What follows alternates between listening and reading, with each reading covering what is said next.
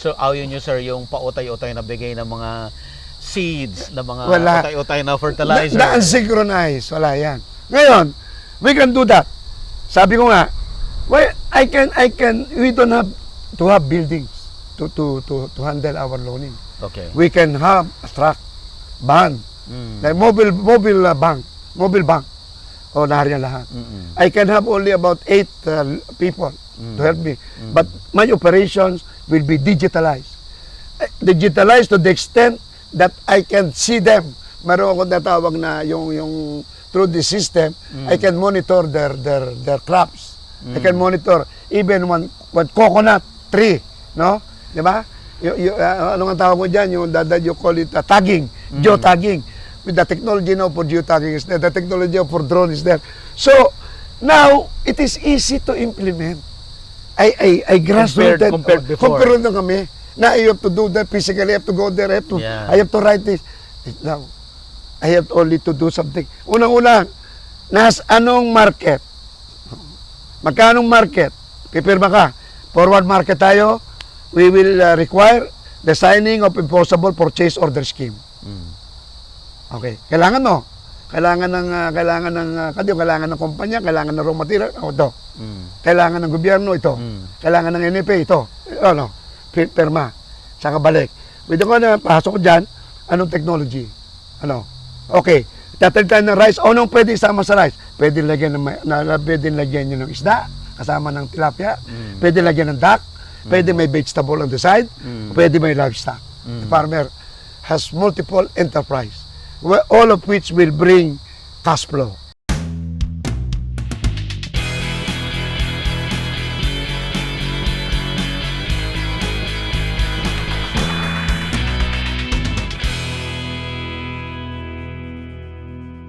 Available na po ang Agribusiness merch sa Shopee. Ang link nasa description box.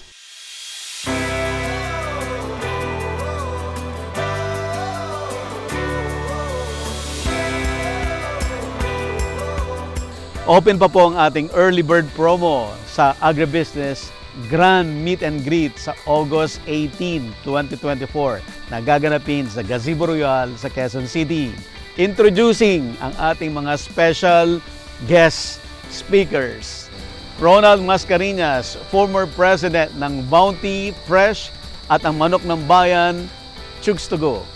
Guido Bagsik, owner ng Gid Bagsik Rice Mill, isa po sa pinakamalaking rice mill sa buong Pilipinas. Abangan po ang ating mga susunod pang mga guest speakers. Magkita-kita po tayo August 18 sa Gazebo Royal. Huwag kong kalimutang mag-register.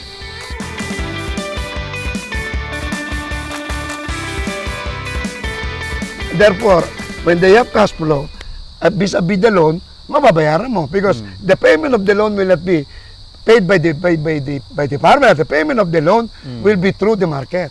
Linkage mo. So the market deduct your loan, give sa'yo, and the balance to the farmer. Or the farmer can even store it and wait. Pwede tayo mag-anong tatawag natin commodity financing. You don't release immediately your farm. We put it in a warehouse. We when the price go up, when the price prices go up, then you sell. And we can do this for any commodity. You can do this for onion, we can do this for rice, you can do this for corn. Oh. And the farmer is assured of that liquidity, of that credit system that will be, wala. The unfortunately is not doing its job. Not doing its job. I'm sorry. They are doing something. I'm not saying they're not doing anything. Yeah. But they're not doing it in a manner where they are complying with the mandate of their respective institutions to provide adequate and timely assistance to the whole agriculture, agribusiness, and agro-based industrial system. Hindi naman pwedeng, naglulong kami. Out of 1 million farmers, ilan na nabigyan?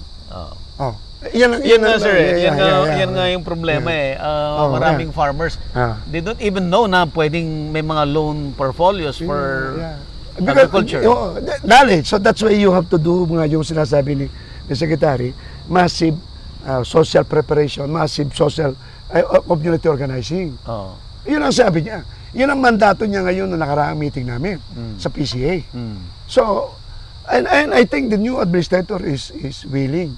And now even the new administrator indicated that they have no funds because the farmer, they don't know how to prepare a budget, they don't know how to prepare a project study. Yan, sir. Isa pa yan. Oh, yan. Oh. So, yan. Sabi ng secretary, sabi ni Juan, okay, they are putting a fund for that. So makita mo medyo iba yung dating ngayon ng Department of Agriculture at saka PCA.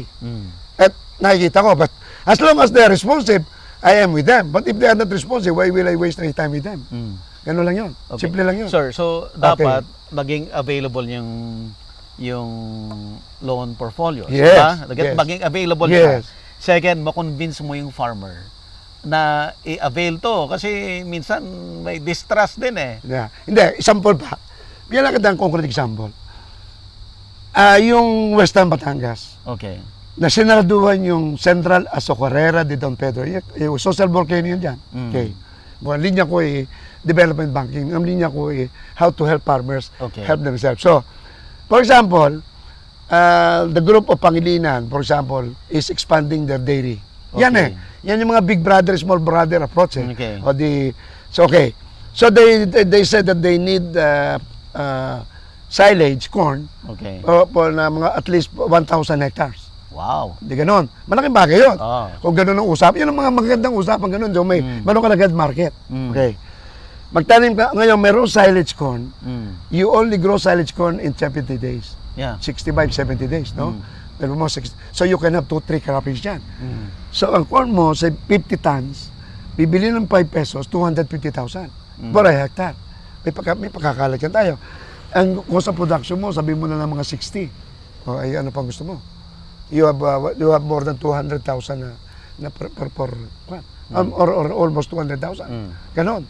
So yung mga ganon, then magtatanim ka ng pulong, magtatanim ka ng other crops yan, vegetables, etc. Maguguro ka rin ng goat, ng pig or what. O di, may pagkakasa. Yun ngayon ang kwan mo. So, that sugar land now will be transformed into coconut, into corn, coconut land, but you need to correct the quality of the soil. Because the soil quality is acidic.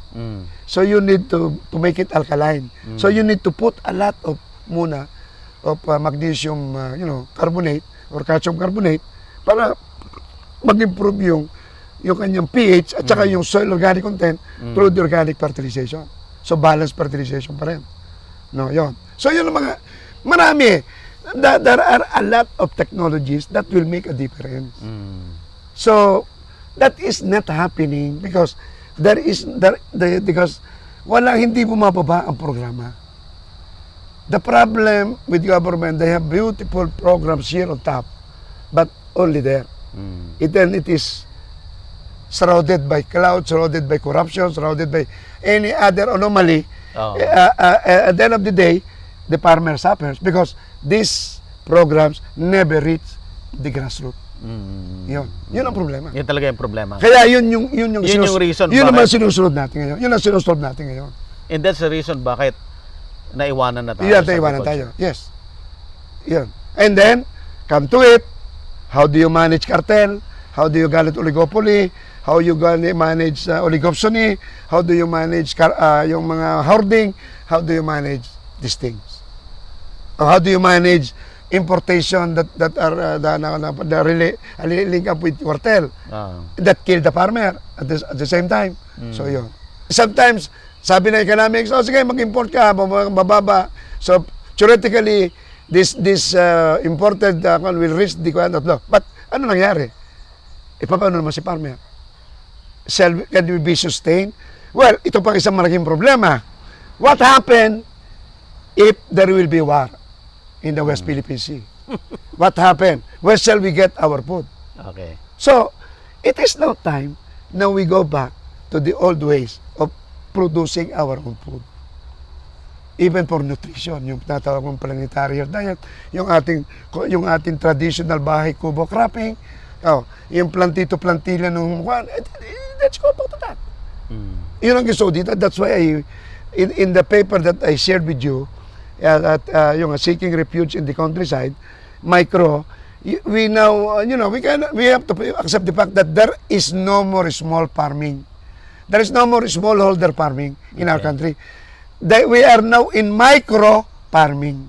Micro farming now. So how do you make here? But pwede pa rin tayo mag-consolidate. Pwede pa rin tayo mag-cluster. Diba? And where it is applicable, yung mga small farms, pwede pa rin sila doon. But generally, wala na. The farmers owning 1 to 1.5 hectare is non-bankable on its own. So unless there is concrete intervention of packaging and packaging a mix of enterprise that will make them bankable. Yun ang sabi ko sa'yo, diversification, total factor productivity, tsaka yung pagdating mo sa area, nakapokus ka, area-based. Hindi monocropping, multiple cropping, or a multi-enterprise approach to farming. And yun ang pinaka-basic mo is faith. Faith means food always in the home. So we produce it for our own selves. Okay. Diba? Yun ang pinaka-basic. So, but it's a complicated issue, but Yeah. ang problema rito is really, this is more of a management system. And, well, that is where I come in also, because I was professorial lecturer in agribusiness management in UP. Yeah. I know, a simple project cycle management, simple project study, kinakailangan may baba mo yan. Because, iniisip mo na, alam ng parang hindi nila alam yan. So, you have now, yan yung mobilization, yan yung social preparation, yan yung community organizing, enterprise planning. Then, attitude, yung positive attitude building. Hindi yung panay ka na lang na, panay ayuda, panay kang pakabig. Hindi ko may binibiling back. So, but if you put all these things in terms of what you can do to help the problem of malnutrition, to help solve the problem of poverty, then agriculture is the solution. Sabi nga ni Stanko, as agriculture goes, so goes the nation. Ayun pare. So we make agriculture, nurture agriculture, build agriculture, go to agribusiness, go to agro-processing, go to agro-industries, agro-based industrial development, and then we will have a balanced and progressive agro-industrial economy, which is 30% really of our economy, after all. They say agriculture, anyway, it's only 10%. Yung production. But when you mix agribusiness, when you mix the agro-based industry, that's easily 30 to 35%. So you cannot ignore that if you look at it in that context. So that's why I am really surprised bakit a poverty economist like my friend, will fall into this trap of being an import liberalist. Hindi mo na, sa import liberalization, okay lang naman yan, hindi ko sinasabing, balancing yan, how do you balance import liberalization and protection of our farmer? We have to protect our farmer because what happened if there will be embargo? You cannot move in the West Philippine Sea. No boats can arrive here. O, paano? Saan ka ngayon? Well, then that will be the time na we plant kamote, we plant all these things. Pwede naman. But why wait for that? Let's do it now. Yun. Okay, sir. Okay. So, very complex na. Yeah. Complex na problema. Diba? Ang dami. Yes, diba, sir? yes. May solution.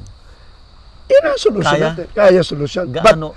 But ang solution kasi will be bordering more on political will. Bordering more on, yan, sabi niya, sabi niya, di ba? Yung bagong Pilipinas. Yan. Ikaw ma-operationalize the PBBM niya, etc. Now, medyo nagrarally ang sakasa niya, rallying na yun because of his position on West Philippine Sea. He must take advantage of this. May political capital siya to do it. If he's being influenced by externalities, no? Ano gagawin mo? Hindi natin alam. Ano ba nangyayari sa bedroom nila? Ano ba nangyayari sa sa mga meeting nila with this big people, they call it private sector advisory group. Ano ba nangyayari sa pakikipag-usap siya sa mga oligarchs? No? Ano nangyayari? Oh. Yun ang mga issue that borders on political will. Eh, hindi ko kaya solve yun.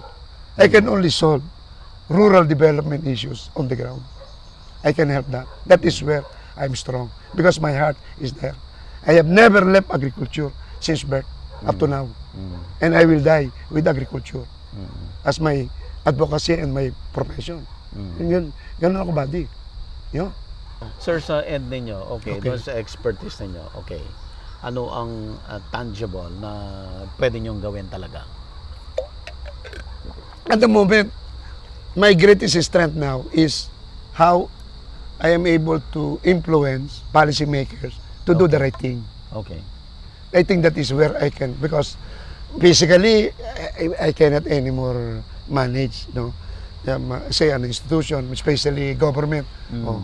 But for example, if I will be made a director of land bank or a financial institution, then I can help there. I can make sure that this credit delivery system, this rural development financing, there is a law eh. Yung 25 loanable funds will have to flow to agriculture. They call it now under they call it the agriculture and fisheries rural development financing program. Okay, Naroon. what happened to that, sir? Eh, yun na nga eh. Hindi pwedeng financing alone. So finance will have to be linked with technology, delivery ng technology to the farmers, and will be linked with market. Simple. Iba pa yung Pangilinan law. Iba, more or less favorable yung mga linan raw because that is talking about enterprise viability, accessing capital, accessing financing and accessing technology and accessing market. Yun eh. Eh, malaking bagay yun. Because even the Pangilinan law, the Sagip-Sakal law, when he was there, he put around 50 billion, distributed it in major government agencies that procure agricultural goods or services from the farmers. Under that, then binago niya yung procurement law na konti, making sure that if the transaction is between the farmer and the end user or the government, wala na maraming mga Taxes. complicated bidding or taxes. Yeah. Okay. Oh. So, right now, nagagawa pa ba yun, sir? Na-implement ba yung sagip-saka law? In a small way, but kailangan natin i-impact. Kailangan natin it is happening in all towns and cities of this country. Kaya nga sabi ko, baka mabuti pa if I were si Presidente on this bagong Pilipinas. Kung maganda siguro, i-designate niya yung mga congressman na yan, saka yung mga local chief executives as the food char, as the food and nutrition char in the respective areas. So let nobody get hungry in that particular district. Otherwise, yung allocation marireduce. Put an incentive system. Oh, ayun ang gusto niya. Ang dream niya let nobody get hungry by the end of his term. Well, how will that happen? Hindi mo naman, you cannot do that by words. You have to make it happen through people. That is management. Getting things done through people. You get it done through this congressman. Ano ba sila? Oh. Kung talagang mahilig sila, maraming budget sa nanahawakan, nakukontrol nila for whatever use they will do. Whether they put it on their pocket or they put it in development, why not ask them to put it on development? And make sure there is no poverty, there is no hunger, there is no malnutrition in their district, in their respective municipality, in their respective province. Tapos, di ba? Yan lang. Ganun ang ginawa ni Marcos. O corporations, naroon kang 100 or naroon kang 200 employees. Marcos senior, bumili ka. senior yan, sir. Senior. Marcos Senior. To whom I have also worked through Secretary Tangco. Oh, i-mandate mo. O yung lahat ng mga industrial estate. O supplyan kayo. Hindi kayo susupply ng mga trader. Ang magsusupply sa kanyo, mga farmer from Bungabong, from, from Kundito. Kaya ang gawin yan ngayon, sir. Yan ang political will. Oh. At ginawa ni Marcos yan, GO47. Oh.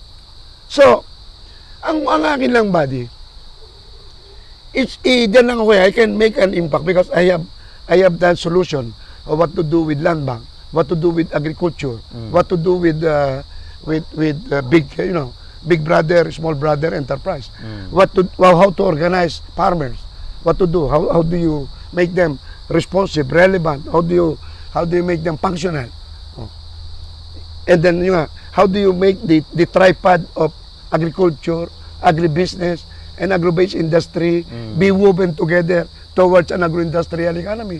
Yun yung kaya kong gawin. Okay. At nagawa ko na yon in many cases. Marami na akong success stories dyan. Kaya lang, magiging anecdote yan kasi hindi mo, kailangan na may transform mo yan, may scale up mo yan to cover countrywide or province-wide or kwan. Oh, I have done it. Nung nasa la reform ako, I was already handling thousands of hectares in one credit program. Oh, nung nasa land bank ako. Oh, we can do. Anong nangyari, sir, doon sa mga department na yun? Mga okay na naman. yan? Hindi, okay naman. Andun pa? For example, I was doing la reform of sugarcane areas even before comprehensive reform program of Cory. Okay. Through in Pampanga. Isa pa yung mga sinasabi mong problem areas, problem soils. We have technology for that. In agriculture, there are no problem lands, only problem and barren mines. Okay? Ganun ang aking pananaw. And there is always a solution. But, kinakailangan solution manggagaling sa puso mo, sa isipan mo, at of course, with the good Lord, guiding us in our action. Okay, sir. I-wrap up natin, sir. Okay. May darating ba, sir? Darating pa ba yung time na makikita natin na ang small farmers ay magbabago yung buhay nila? Yun ang kinatatakutan ko. Baka not in my lifetime na eh. Baka in lifetime ni Sophie or may lifetime ng mga anak ko. But I think I'm still optimistic. If people will learn how to elect their officials, okay? At pwede mangyari, no? Pwede mangyari. If we will have more mayors who are competent, who are development oriented, who are pro people, who will not pocket money from taxes and the other one, who will not engage in corruption, then we have a future. But but we need to start with educated, sensible, na electorate who will not look at money or who will not sell their votes or who will receive money but still vote for the person that truly deserve that position. Pwedeng ganun din. Yeah. So hindi ako, kaya ang akin na lang is I concentrate in area where I can make a difference, and that is here. Ganun. Kung magawa namin dito, magawa namin sa Malvar, magawa namin sa Nasugbo, yung sinabi ko sa Sugarland, magawa namin sa Quezon, yung sasabi ko na coconut, then we have shown a legacy, we have shown a model that works, that can be replicated, that can be upscaled. Yun lang siguro. Alam mo, ang lahat, walang balasubas na tao. But it is the balasubas sa sistema ang nariyan. Is the system that is balasubas, not the person. Okay. Kasi the farmer, kung may pambayad ba siya, ganun, o di, kung siya, o siyempre, bahala ka na, paano ba siya mapigilan na wag nang, kaya ako, ngayon, and this is what Cardbank is doing, ang pera dumadaan sa mga ina, mother. Oh. Siya yun ang sikreto ng Cardbank. Okay. And then the strong local banding together. And the strong commitment to pay every week or every month or based on cash flow. At the system of hiya, the system of, mapapaya ka, or nag-fail ka, babayaran ng mga kasama mo. O di nakakaya talaga yun. Ayun. So, tutulungan tayo ni Sir Pab para ma-feature din natin yung car bank. Oh, yes, I will do that. No Sir, problem. may tanong lang ako. Sige. Ano ang tamang nagawa ni Thailand, ni Vietnam, ni Taiwan, bakit maganda ang agriculture nila compared sa Pilipinas? Alam mo, Indonesia, for example. And even Indonesia. Yeah. Sige. Kasi I work in Indonesia. Even Thailand, no? Sa kanila, unang-una, yung kanila, sila ang kanilang gobyerno ay stable. They plan. For example, for example, they call it repelita. Yung kanila succession plan. Okay. Yung plano nila, hindi bagong Hindi pa presidente, bago-bago. hindi bago-bago. So may consistency. So they have a target that they have to pursue. They know it. Sabi mo, okay, we will be the top, we will export 45 billion on that particular, ito mga breakdown. They pursue it. Meron silang Regardless roadmap. kung bagbago Wala yung namang president. yung president ulit. Of course, the second one is, ang kanilang corruption is controlled. Control. When I say controlled, dahil para bang sa kanila, may limit. May limit. Saka sa kanila, hindi under the table. Okay. On top of the table, nakakuha yun. Sa kanila, ang magbigay ka ng 10%, which religion also prescribes. Tithing Okay. is the rule, generally. But never 30%. Never 40%. Okay. Never po tayo ng road na 1 million. Malalagay mo lang wala pang half of that. Di ba? So, wala Okay. ganon. So, they really are serious. And they implement. They implement. O they hire consultant. Ang karamihan nagpapatakbo ng yung pa isa pala. Agribusiness in Malaysia, in Indonesia, in Vietnam, partly in Malaysia, are run by Filipinos. Oh, talaga, sir? I know that. Oh, wow. Especially in Indonesia. Okay. Oh. They pay well.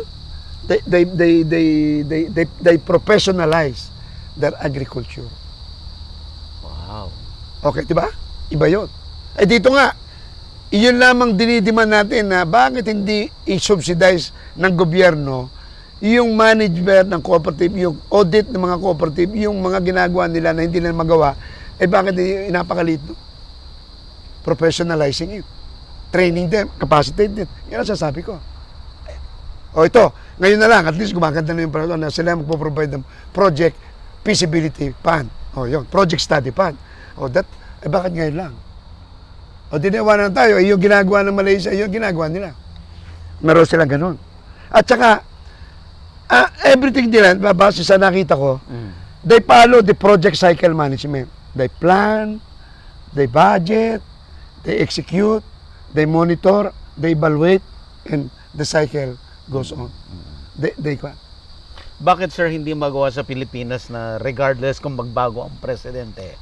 Bakit hindi magkaroon ng continuity yung magandang project? Yun ang implementation lang ng APMA law. Binas na yun eh. The APMA law, if you read it, it's a very nice law. But Ano po yun, sir? Can you Agriculture and Fishery Modernization Act of 1997. Okay. During that time, I was senior advisor of Secretary Escudero. Okay. And then I prepared also 1997 pa, ha? 97 pa. Okay. Doon nga nilalagay yung area-based ang approach. Area-based on factor endowment, based on comparative advantage. What is that area good at? In terms of soil, water, or agroecology or environmental condition. Ano ngayon ang dapat itanim dyan? Hindi nga nagagawa yun, hindi nagawa. Igagawa mo yung igagawa mo yung sub-DC, Strategic Agriculture and Fishery Development Zoning. Nasa yung zoning. Tapos ang ginawa mo, salit na sundan mo yun, nag-rice program ka, tapos your budget is 60% nakalagay sa rice. Sir, tama ba? Kung may implement yan, the government will know how many farmers are planting, let's say, tomato or planting kamote. Kaya na. Yun na nga sabi ko, when we go to digitalize agriculture, when we go to geotagging agriculture operations, when we do, supervise, sabi mo, research for development extension services, mamamonitor mo.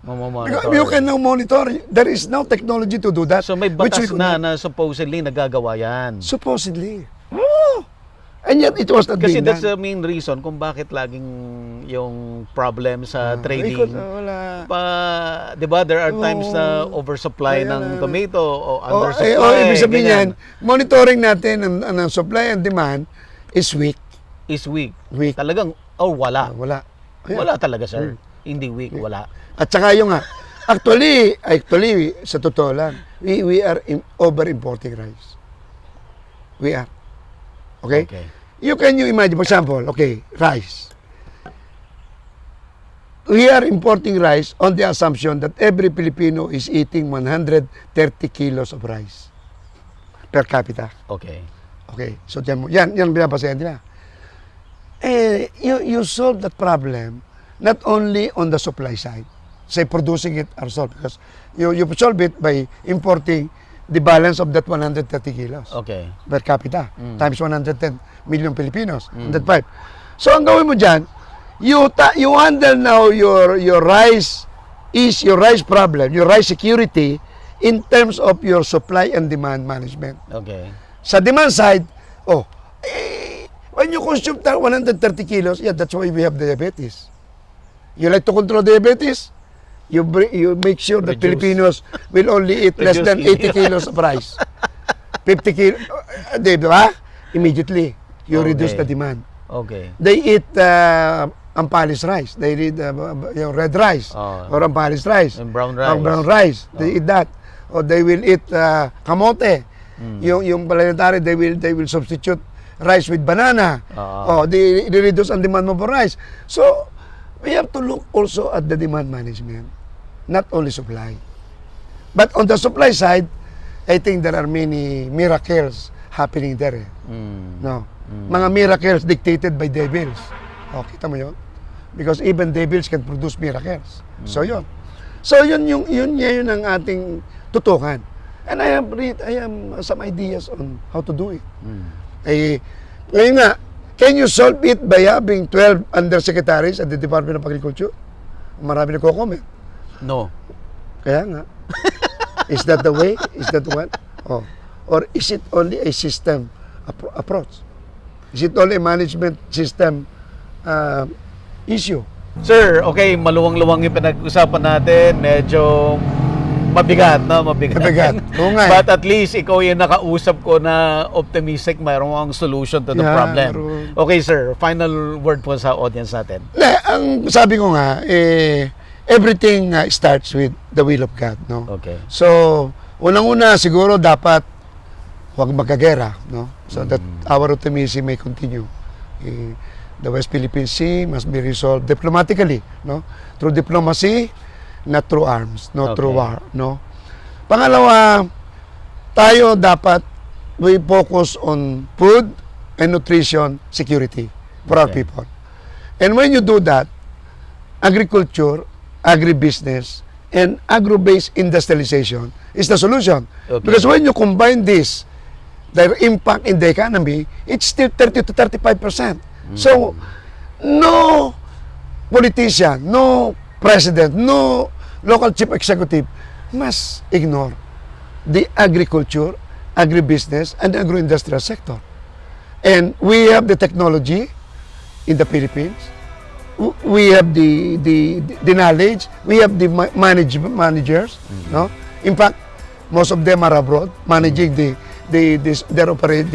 Vietnamese, agriculture. Yeah. Even Leo Sebastian, for that matter, former undersecretary, was instrumental in making rice a major commodity. He was, but so to state, he is no longer a part of the rice program now. Okay. No? So I'm optimistic that our electorate will learn that lesson.